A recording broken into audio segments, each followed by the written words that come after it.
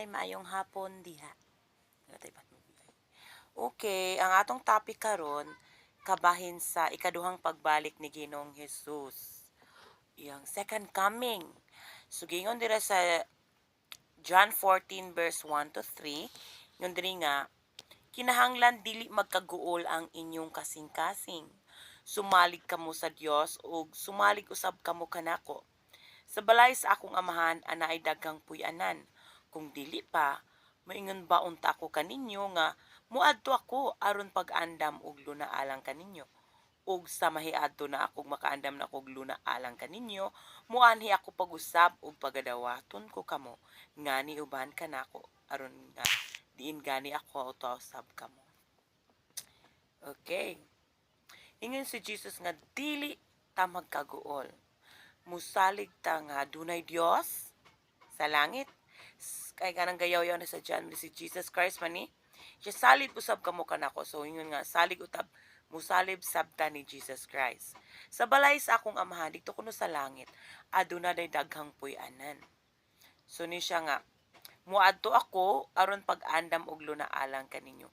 Katong si Jesus Christ kauban sa pa siya sa 12 disciples diri sa una sa dira man sa Jerusalem sa una sila. Ningon siya nga katong wala pa siya nalangsang sa krus, wala pa siya namatay dito, wala pa siya ni kayab sa langit. Ningon siya nga nagpasadaan siya dan sa nga 12 disciples nga muadto kuno siya sa langit ug mag-andam og magdaandam kuno siya og luna alang kanato o alang kaninyo. Og sumahiadto na ako og makaandam na kog luna alang kaninyo, mubalik ako. Mubalik ako pag-usab og pagakuhaon ko kamo. Aron diin gani ako ato usab kano so kung asa kuno si Kristo, kuyog sabta niya. So mga igsuon, dili ta magpasobra og dahang problema ning kalibutan murag labidyod murag wala nagugay pag-asa no. Kinahanglan salig lang tang adunay Ginoo, salig tang Kristo. Nya ni siya nga kung dili pa kani tinuod dili unta ko kamo pag ingno niini. So kung dili pa ni tinuod nga mobalik si Jesus, dili unta siya maingon. Pero niingon siyang mobalik gud siya. So muna nga kuan ka nang kinahanglan nga dili ta magsobra kag ulaning kalibutan. Salig ra ta nga dunay Ginoo, salig usab kita kang Kristo. Nga puhon mobalik lang si Ginoong Hesus diri og kuhaon ta niya. Dili na ta magka-problema pohon.